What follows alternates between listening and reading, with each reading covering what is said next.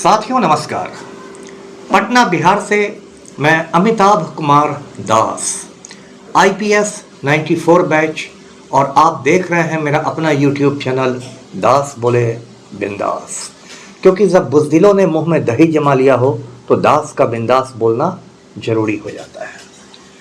साथियों, खबर यह है कि प्रधानमंत्री नरेंद्र मोदी ने एक बलात्कारी सांसद को मदद करके जर्मनी भगा दिया है और प्रधानमंत्री ने एक बार फिर इस देश को संदेश दिया है कि उनकी सरकार बलात्कारियों के साथ चट्टान की तरह खड़ी है। अब ये पूरा वीडियो आखिर तक दिल थाम कर देखिए। साथियों, आपने देवे गौड़ा का नाम सुना होगा, HD देवे गौड़ा। ये कुछ समय के लिए भारतवर्ष के प्रधानमंत्री भी रहे थे। प्रधानमंत्री बनने के पहले वे कर्नाटक के मुख्यमंत्री हुआ करते थे। कर्नाटक में एक बड़ा समुदाय है, बड़ी जाति है, वोक्कलिगा। ये वोक्कलिगा लोगों के नेता माने जाते हैं। देवे गौड़ा की अपनी एक क्षेत्रीय पार्टी है, JDS, जनता दल S। और देवे गौड़ा के एक बेटे कुमार स्वामी कर्नाटक के मुख्यमंत्री भी रह चुके हैं। एक और बेटे हैं HD रेवन्ना, और HD रेवन्ना के बेटे हैं प्रज्वल रेवन्ना, यानी कि प्रज्वल रेवन्ना देवेगौड़ा साहब के पोते हैं, ग्रैंड सन हैं। और प्रज्वल रेवन्ना इस लोकसभा चुनाव में हासन से चुनाव लड़ रहे हैं, जो कि कर्नाटक की एक लोकसभा सीट है। और प्रज्वल रेवन्ना हासन से मौजूदा सांसद भी हैं। अब कर्नाटक में भाजपा और JDS की मिली जुली, मतलब आप समझिए मिला जुला मोर्चा है, गठबंधन है। तो प्रज्वल रेवन्ना को भाजपा का भी समर्थन प्राप्त है। हासन में 26 अप्रैल को मतदान संपन्न भी हो गया।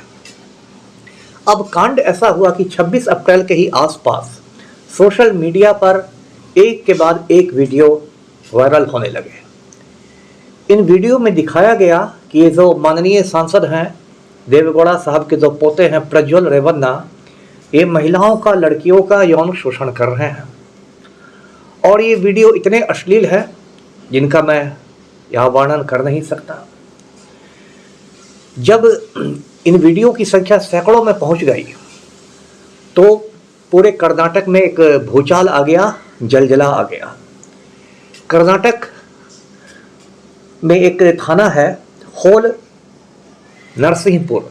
उस होल नरसिंहपुर में प्रज्वल रेवन्ना की कुक ने, जो उनका खाना बनाती थी, उसने एक FIR दर्ज करा दिया, एक प्राथमिकी दर्ज करा दी प्रज्वल रेवन्ना के खिलाफ। उसके बाद जो कर्नाटक राज्य महिला आयोग है, उसकी अध्यक्षा है, उनका नाम है मिसेज नागलक्ष्मी चौधरी।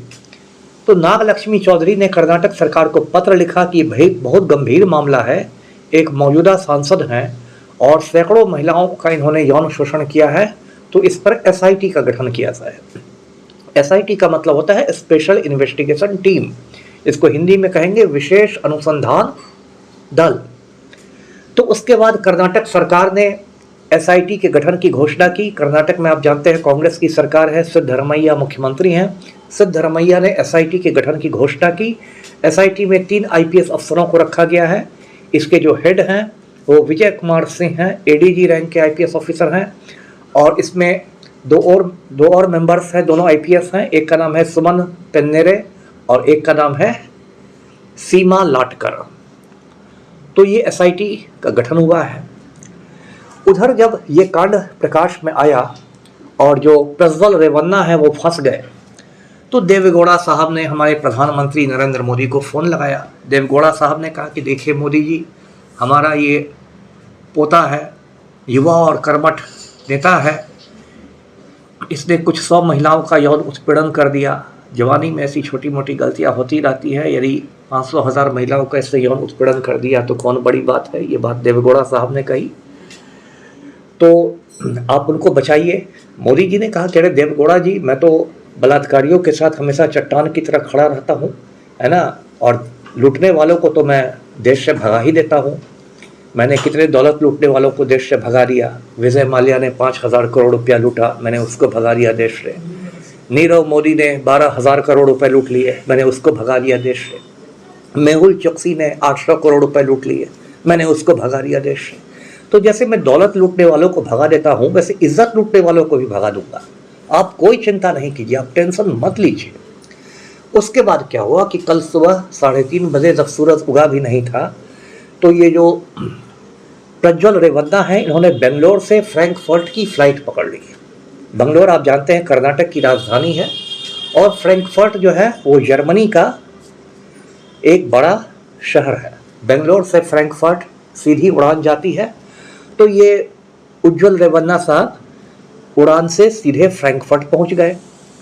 उड़ान जो थी वो लुफ्थहान्सा की थी। लुफ्थहान्सा जो है वो जर्मनी की विमान सेवा है। तो इस तरह रफू चक्कर हो गए। अब तो पुलिस पकड़ नहीं सकती है, अब तो पुलिस बस हाथ मलते रहेगी। और मोदी जी ने इतनी मजबूती के साथ एक बलात्कारी को बचा लिया। अब तो भारत को विश्व गुरु बनने से कोई रोक ही नहीं सकता है। अब आप कहेंगे कि अब क्या होगा? यदि कोई अपराधी विदेश भाग जाता है, देश छोड़ के भाग जाता है, तो फिर उसको कैसे पकड़ा जाता है? तो ये मैं आपको बता दूं कि एक संस्था है, उसका नाम है इंटरपोल। पूरा नाम उसका है इंटरनेशनल पुलिस, लेकिन संक्षेप में उसको कहते हैं इंटरपोल। इस संस्था का जो मुख्यालय है, हेडक्वार्टर्स है, वो फ्रांस में है। पेरिस के पास एक शहर है लियोन शहर में है। कुछ आईपीएस अधिकारी भी वहाँ प्रतिनियुक्ति पर जाते हैं और वहाँ काम करते हैं, तैनात होते हैं इंटरपोल में। तो यदि कोई अपराधी अपना देश छोड़ के भाग जाता है तो उसकी धरपकड़ इंटरपोल वाले करते हैं। उसके बहुत तरीके हैं। इंटरपोल वाले एक रेड कॉर्नर नोटिस जारी करते हैं जो दुनिया के सभी देशों में जाता है, और उसमें एक तरह का वो वारंट होता है जिसमें कहा जाता है कि ये अपराधी कहीं भी दिखाई दे तो इसको पकड़ के इंटरपोल के हवाले किया जाए। उसको रेड कॉर्नर नोटिस कहते हैं। मैं भी जब एसपी हुआ करता था जिलों में, तो कई बार वो इंटरपोल के रेड कॉर्नर नोटिस आते थे। उसमें कोई भी अपराधी रहे किसी भी देश का, तो उसकी एक कॉपी भेज दी जाती है। तो मुझे भी कॉपी मिलती थी। उसमें अपराधी का पूरा हुलिया का वर्णन भी रहता है और किस मामले में उसकी तलाश है वो मामला भी रहता है। काफ़ी लंबा चौड़ा रहता है रेड कॉर्नर नोटिस। तो अब जबकि वो रेवन्ना साहब भाग गए हैं देश छोड़ के, तो भारत सरकार यदि चाहे तो इंटरपोल से मदद मांग सकती है, क्योंकि चर्चा इस बात की है कि प्रज्वल रेवन्ना जर्मनी से किसी दूसरे यूरोपीय देश में निकल गए हैं और छिपे हुए हैं। लेकिन भारत सरकार मानेगी नहीं, इंटरपोल से कोई मदद मांगेगी नहीं, क्योंकि मोदी जी बलात्कारियों के साथ बिल्कुल चट्टान की तरह खड़े हैं। अब साथियों, आप खुद बताइए इस देश में क्या हो गया है?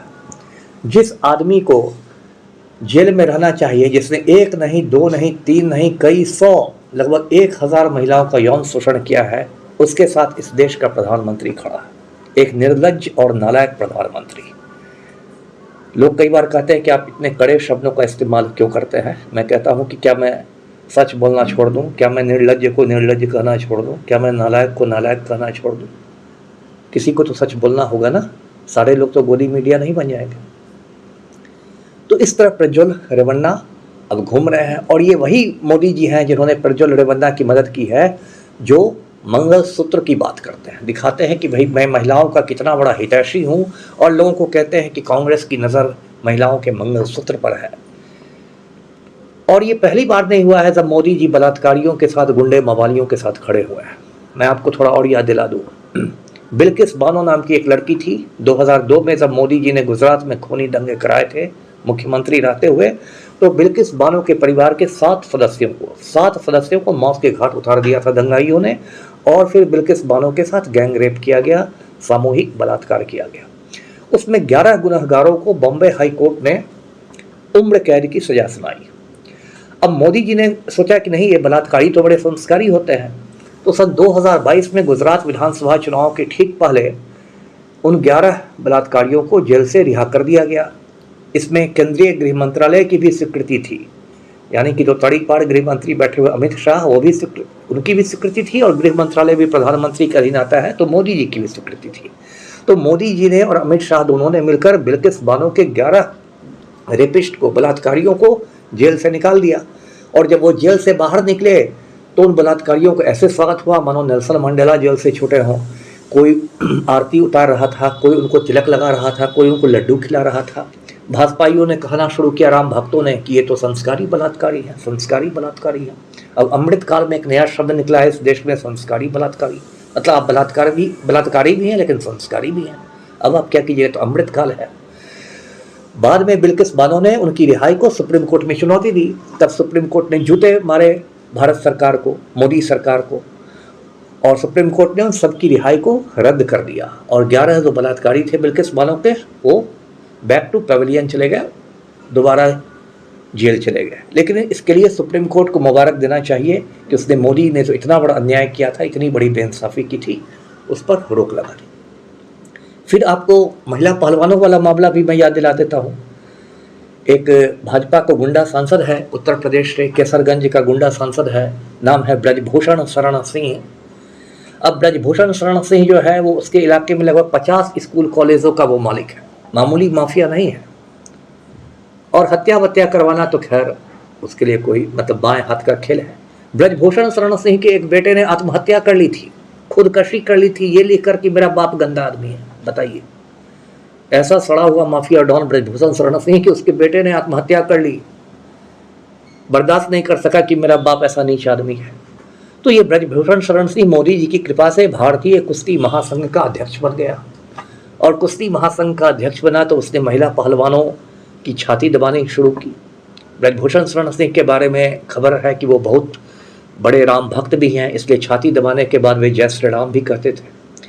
मोदी जी का ये भी मानना है कि ब्रजभूषण शरण सिंह के खिलाफ यदि कोई एक्शन होगा तो हिंदू धर्म खतरे में आ जाएगा। तो जब ब्रजभूषण शरण सिंह के खिलाफ महिला पहलवानों ने FIR दर्ज करने की कोशिश की तो दिल्ली की जांबाज पुलिस ने FIR दर्ज करने से साफ इनकार कर दिया। दिल्ली पुलिस ने कहा कि नहीं, वो तो सत्ताधारी पार्टी के माननीय सांसद है, उनको तो किसी की भी छाती दबाने का अधिकार है। तो फिर महिला सांसद पहुंच गई सुप्रीम कोर्ट, महिला पहलवानों ने सुप्रीम कोर्ट में गुहार लगाई, सुप्रीम कोर्ट ने फटकार लगाई दिल्ली पुलिस को, तब जाकर FIR हुआ ब्रजभूषण शरण सिंह के खिलाफ। लेकिन दिल्ली पुलिस की औकात क्या, जो ब्रजभूषण शरण सिंह को टच कर ले। ब्रजभूषण शरण सिंह का नाम सुनकर तो दिल्ली के पुलिस कमिश्नर साहब यूनिफॉर्म में सुसु करते हैं, तो इसलिए ब्रजभूषण शरण सिंह की गिरफ्तारी नहीं हुई। वो मूंछ पर ताव देता हुआ एकदम महाराणा प्रताप के स्टाइल में घूमता रहा। यूपी का सांसद है तो वहाँ भी एक्शन नहीं होगा, क्योंकि जो यूपी के मुख्यमंत्री हैं योगी आदित्यनाथ, वो तो बस गरीब मुसलमानों के घरों पर बुलडोजर चलाते हैं। ब्रजभूषण शरण सिंह तो ठाकुर है, राजपूत है, उसके खिलाफ कौन एक्शन होगा। तो ब्रजभूषण शरण सिंह का भी कुछ नहीं बिगड़ा। तो ये मोदी जी की एक लगातार आप देख रहे हैं एक नीति है कि बलात्कारियों के साथ, गुंडे मवालियों के साथ एकदम मजबूती से खड़ा रहना है। और लड़कियों के प्रति मोदी जी में बहुत मतलब नफरत और घृणा की का भाव है। एक बार मोदी जी ने बेटी पढ़ाओ को बेटी पटाओ कह दिया था, उनके हृदय के भाव बाहर निकल गए थे। तो साथियों, ये स्थिति है। लब्बो लुबाब आज की कहानी का ये था। फिर मैं नाम याद दिला दूँ, देवेगौड़ा के पोता प्रज्वल रेवन्ना 1000 महिलाओं का यौन शोषण करके नरेंद्र मोदी की मदद से जर्मनी भाग गया है ना। लेकिन सब्र कीजिए, सब्र का फल मीठा होता है। 4 जून की शाम को मोदी जी झोला उठाकर निकल जाएंगे और दोबारा 5 जून से चाय बेचना शुरू कर देंगे। हो सकता है चाय बेचने में स्मृति ईरानी और कंगना रनौत भी उनकी मदद करें। वीडियो को लाइक करें, शेयर करें और चैनल को सब्सक्राइब करें। धन्यवाद। जय हिंद।